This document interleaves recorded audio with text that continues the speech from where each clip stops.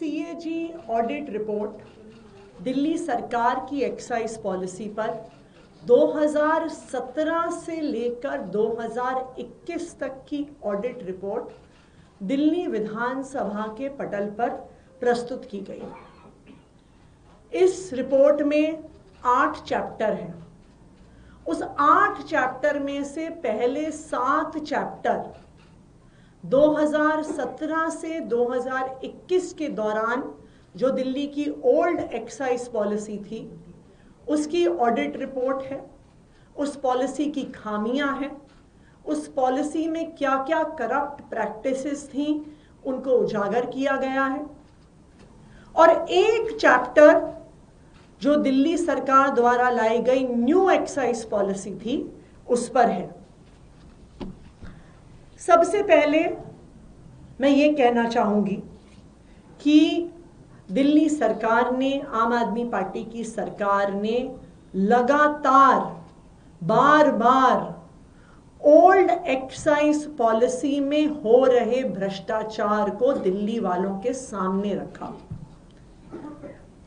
आम आदमी पार्टी की दिल्ली सरकार ने बार बार उजागर किया कि किस तरह से ओल्ड एक्साइज पॉलिसी में ब्लैक मार्केटिंग हो रही थी, कि किस तरह से ओल्ड एक्साइज पॉलिसी में शराब के दाम को इन्फ्लेट किया जाता था, किस तरह से लिकर मैन्युफैक्चरर्स ज्यादा मुनाफा कमाते थे गलत दाम बताकर। आम आदमी पार्टी की सरकार ने बार बार बताया कि किस तरह से ओल्ड एक्साइज पॉलिसी में हो रहे भ्रष्टाचार की वजह से, ब्रांड पुशिंग की वजह से लगातार हरियाणा से, यूपी से स्मगल होके शराब दिल्ली में आती रही।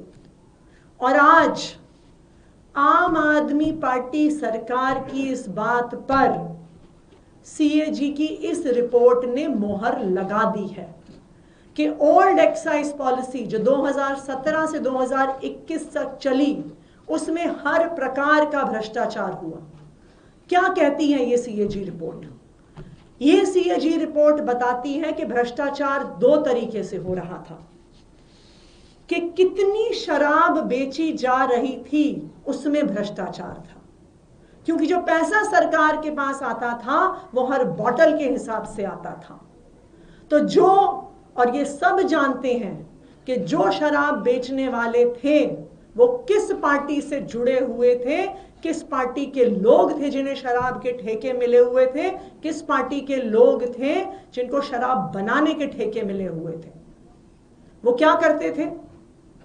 बॉटल बाय बॉटल जब एक्साइज कैलकुलेट होता था तो वो फर्जीवाड़ा करते थे ये दिखाने में कि कितनी बोतलें बेची गईं। अगर आप इस सीएजी रिपोर्ट के चैप्टर 5 पेज 44 पे देखिएगा तो ये बताते हैं कि 28% से ज्यादा भ्रष्टाचार ये शराब के ठेकेदार कर रहे थे। कितनी शराब बेची जा रही थी उससे 28% कम की रिपोर्टिंग हो रही थी और इन दलालों की जेब में पैसा जा रहा था। दूसरी बात, ये रिपोर्ट साफ साफ बताती है कि शराब की ब्लैक मार्केटिंग हो रही थी। सब जानते हैं कि किस पार्टी के लोगों के पास इन शराब के ठेके थे। आप इस सीएजी रिपोर्ट की पेज 59 पे देखिए तो सीएजी रिपोर्ट बार बार कह रही है कि जिनके पास शराब के ठेके थे वहां से स्मगलिंग हो रही थी, वहां से ब्लैक मार्केटिंग हो रही थी और दिल्ली सरकार को रेवेन्यू लॉस हो रहा था। ना सिर्फ इतना, जो बार बार यह मुद्दा उठाया जा रहा था कि मात्र 5% प्रॉफिट था, यह सीएजी रिपोर्ट ये दिखाती है 7वीं में पढ़ने वाले बच्चे को भी पता है कि प्रॉफिट परसेंटेज कैसे कैलकुलेट होता है। Selling price minus cost price के आधार पर प्रॉफिट कैलकुलेट होता है। लेकिन इन शराब के ठेकेदारों ने गलत तरीके से कॉस्ट प्राइस को कैलकुलेट किया और 5% के नाम पर करोड़ों रुपए का मुनाफा कमाया चैप्टर 6 पेज 58 ये सीएजी रिपोर्ट दिखा रही है कि किस तरह से गलत दाम दिखा कर देश भर से ज्यादा कॉस्ट प्राइस दिखा कर शराब के ठेकेदारों ने गलत तरीके से मुनाफा कमाया। ये सीएजी रिपोर्ट उसी बात को दोहरा रही है जो आम आदमी पार्टी की सरकार ने बार बार कहा कि ओल्ड एक्साइज पॉलिसी से दिल्ली के सरकारी खजाने को, एक्सचेकर को लॉस हो रहा है। ना सिर्फ इतना, इस पॉलिसी की वजह से लगातार स्मगलिंग होके दारू, शराब दिल्ली में आ रही थी। कहां से आ रही थी? उत्तर प्रदेश से आ रही थी, हरियाणा से आ रही थी। सब जानते हैं कि किस पार्टी की सरकार वहां पे है और उस स्मगलिंग से किसको फायदा हो रहा था। तो आज सीएजी की रिपोर्ट ने इस बात को साबित कर दिया है कि आम आदमी पार्टी की सरकार ने ओल्ड एक्साइज पॉलिसी को हटाकर सही फैसला लिया। सीएजी रिपोर्ट बताती है कि जो नई एक्साइज पॉलिसी थी, इंक्रीज्ड ट्रांसपेरेंसी थी उसमें ब्लैक मार्केट सेल्स को कर्व करने के तरीके थे और उसमें दिल्ली सरकार के रेवेन्यू को बढ़ाने के तरीके थे।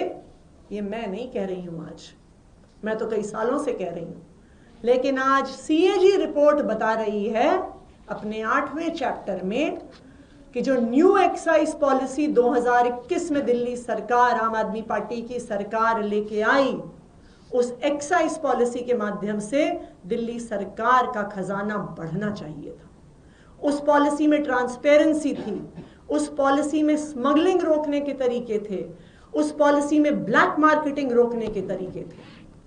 और जैसा हमने देखा, यही पॉलिसी पंजाब में इंप्लीमेंट हुई और जब पंजाब में 2022 में ये पॉलिसी इंप्लीमेंट हुई तो हम देख सकते हैं 2021-22 में पंजाब का एक्साइज रेवेन्यू 6,158 करोड़ था, जो नई एक्साइज पॉलिसी के आने से मात्र एक साल में बढ़कर 8,841 करोड़ पर पहुंच गया।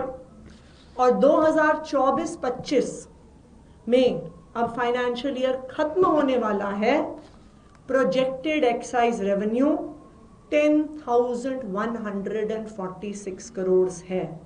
यानी 2021 से 2025 में इस न्यू एक्साइज पॉलिसी से, जो ट्रांसपेरेंट है, जो स्मगलिंग रोकती है, जो ब्लैक मार्केटिंग रोकती है, उसमें पंजाब में 65% इंक्रीज इन रेवेन्यू हुआ है। सीएजी रिपोर्ट ये भी बताती है कि अगर ये पॉलिसी दिल्ली में ठीक तरीके से इंप्लीमेंट होती तो दिल्ली की एक्साइज रेवेन्यू 4,108 करोड़ से बढ़कर 8,911 करोड़ तक पहुंच जाता, मात्र एक साल में। तो अब जो सवाल दिल्ली वालों के सामने है, अब जो सवाल देश के सामने है कि एक खराब पॉलिसी हटाकर एक अच्छी पॉलिसी लाई गई, एक ट्रांसपेरेंट पॉलिसी लाई गई, लेकिन उस पॉलिसी का ठीक से इंप्लीमेंटेशन नहीं हुआ तो वो 8,900 करोड़ तक सरकार का खजाना नहीं पहुंच पाया, 2,000 करोड़ कम रह गया। तो ये 2,000 करोड़ कम रहने के पीछे किसका हाथ है? किसने रोकी इस पॉलिसी की इंप्लीमेंटेशन? किसने ये 2,000 करोड़ का सरकारी खजाना बढ़ने से रोका? इस सीएजी रिपोर्ट के आधार पर उस पर इन्वेस्टिगेशन होना जरूरी है और मैं उम्मीद करती हूं कि उस पर इन्वेस्टिगेशन होगा, क्योंकि ये इंप्लीमेंटेशन रोकने के पीछे 3 लोग जिम्मेदार हैं। सबसे पहले भारतीय जनता पार्टी के लेफ्टिनेंट गवर्नर सबसे पहले कसूरवार, जिन्होंने न्यू एक्साइज पॉलिसी इंप्लीमेंट नहीं होने दी, बीच में रोड़े अटकाए, उस पॉलिसी को जमीनी स्तर पर नहीं उतरने दिया। कसूरवार number 2, central bureau of investigation, जिसने इस पॉलिसी का 1 साल पूरा होने से पहले इस पॉलिसी के आधार पर एफआईआर करी। कसूरवार नंबर 3, इन्फोर्समेंट डायरेक्टोरेट, जिन्होंने इस पॉलिसी खत्म होने के 1 साल पहले ही इस पॉलिसी पर ईसीआईआर करी। एलजी साहब की रोक टोक के बाद, सीबीआई की एफआईआर के बाद, ईडी की ईसीआईआर के बाद किसी भी अफसर की हिम्मत नहीं थी कि इस पॉलिसी पे फिर से साइन कर दें, और वो पॉलिसी जो 8,900 करोड़ रुपए प्रति वर्ष ला सकती थी, आज सीएजी की रिपोर्ट ये बता रही है कि उस पॉलिसी को ठीक से इंप्लीमेंट नहीं किया गया। तो आज हमारी ये मांग है कि भारतीय जनता पार्टी के एलजी साहब, भारतीय जनता पार्टी की सीबीआई और भारतीय जनता पार्टी की इन्फोर्समेंट डायरेक्टोरेट पे इन्वेस्टिगेशन हो। इस सीएजी रिपोर्ट के आधार पर इन्वेस्टिगेशन हो कि पता तो चले कि आखिरकार क्यों इस पॉलिसी को रोका गया, क्यों 2,000 करोड़ का लॉस टू एक्सचेकर दिल्ली सरकार को करवाया गया। इस पर इन्वेस्टिगेशन होनी चाहिए और इस पर एफआईआर होनी चाहिए। लेकिन हमारी आज एक और मांग भी है कि जो 2,000 करोड़ रुपए इस सीएजी रिपोर्ट में सामने आए हैं, इसके साथ साथ देश के सामने एक 20,000 करोड़ रुपए का घोटाला भी सामने आया है। पूरे देश ने देखा कि किस तरह से जब प्रधानमंत्री नरेंद्र मोदी जी अमेरिका गए तो उनको अडानी के भ्रष्टाचार के ऊपर सवाल पूछे गए। किस तरह से न्यूयॉर्क के प्रोसिक्यूटर्स ने अडानी की पावर कॉरपोरेशंस के भ्रष्टाचार पर इंडाइटमेंट किया है। मोदी जी ने कहा कि व्यक्तिगत मामला है, लेकिन पूरा देश अब देख रहा है कि किस तरह से गौतम अडानी ने 2,000 करोड़ की घूस देकर सेकी से, जो solar energy corporation of India है, सोलर एनर्जी मैन्युफैक्चरिंग के लिए उन्होंने कैसे एक कॉन्ट्रैक्ट लिया और किस तरह से महंगी बिजली बनाने का कॉन्ट्रैक्ट साइन किया गया, किस तरह से देश भर में कोई भी सरकार ये महंगी बिजली खरीदने को तैयार नहीं थी, किस तरह से उड़ीसा, जम्मू कश्मीर, तमिलनाडु, छत्तीसगढ़, आंध्र प्रदेश की सरकारों को घूस देकर किस तरह अडानी जी ने कॉन्ट्रैक्ट साइन करवाए, इन सरकारों से महंगी बिजली खरीदवाई, इन सरकारों को 20,000 करोड़ का नुकसान हुआ और गौतम अडानी को 20,000 करोड़ का मुनाफा हुआ। तो आज आम आदमी पार्टी देश के सामने 2 मांग रख रही है। हमारी पहली मांग कि सीएजी रिपोर्ट के आधार पर भाजपा के एलजी साहब, भाजपा की सीबीआई, भाजपा की ईडी पर इन्वेस्टिगेशन हो और एफआईआर हो कि किस तरह से 2,000 करोड़ का लॉस टू पब्लिक एक्सचेकर इन तीनों की वजह से हुआ। आम आदमी पार्टी की दूसरी डिमांड कि अडानी के बिजली घोटाले पर, अडानी के 20,000 करोड़ के बिजली घोटाले पर अडानी जी और उनके दोस्त मोदी जी की जांच की जाए कि देश की 5 सरकारों के माध्यम से इस देश के 20,000 करोड़ का लॉस टू पब्लिक एक्सचेकर हुआ, 20,000 करोड़ का घोटाला हुआ। तो आज हमारी ये मांग है कि प्रधानमंत्री नरेंद्र मोदी जी पर और गौतम अडानी जी पर भी जांच की जाए अडानी के इस 20,000 करोड़ के बिजली घोटाले के। Thank you. 3 दिन के लिए आप लोगों को सस्पेंड कर दिया गया है विधानसभा से, आज की कार्रवाई में हंगामा जो किया गया।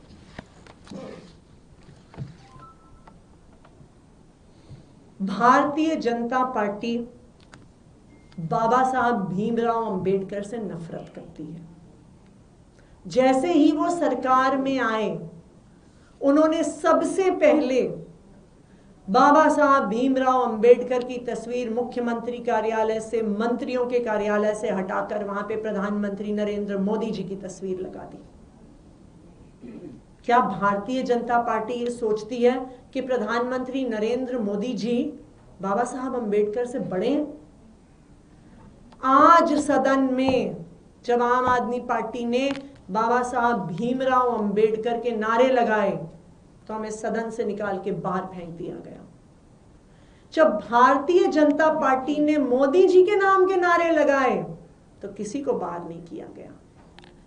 आम आदमी पार्टी के विधायकों को 3 दिन तक निलंबित इसलिए किया गया है क्योंकि भारतीय जनता पार्टी सदन में बाबा साहब अंबेडकर का नाम भी नहीं सुनना चाहती, बाबा साहब अंबेडकर की तस्वीर नहीं देखना चाहती। बाबा साहब अंबेडकर से नफरत की वजह से बाबा साहब अंबेडकर के नाम लेने वालों को, बाबा साहब अंबेडकर की तस्वीर दिखाने वालों को आज दिल्ली विधानसभा से 3 दिन के लिए निलंबित किया गया है। लेकिन मैं भारतीय जनता पार्टी को बता दूं, आज भारत के दबे कुचले वर्ग को, भारत की महिलाओं को, भारत के दलितों को अगर बराबरी का अधिकार इस देश में मिला है तो सिर्फ और सिर्फ बाबा साहब भीमराव अंबेडकर की वजह से मिला है।